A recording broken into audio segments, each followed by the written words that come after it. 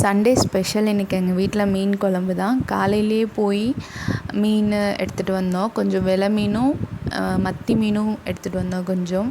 ஆனால் நான் சாப்பாடு செஞ்சது லஞ்சுக்கு தான் செஞ்சேன். வெலை மீன் குழம்பு வச்சுட்டேன். மத்தி மீன் எண்ணெயில் போட்டு ஃப்ரை பண்ணிட்டேன்.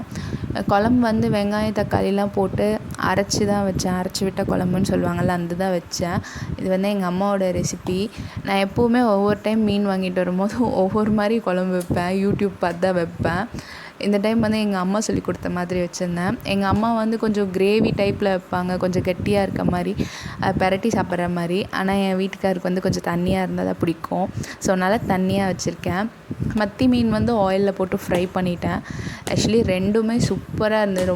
இது வரைக்கும் நான் வச்சதை விட இது ரொம்ப சூப்பராக இருந்துச்சு. ரெண்டுமே நல்லா என்ஜாய் பண்ணி சாப்பிட்டோம். உங்களுக்கும் இந்த ரெசிபி வேணும்னா கமெண்ட்டில் சொல்லுங்கள். பாய்.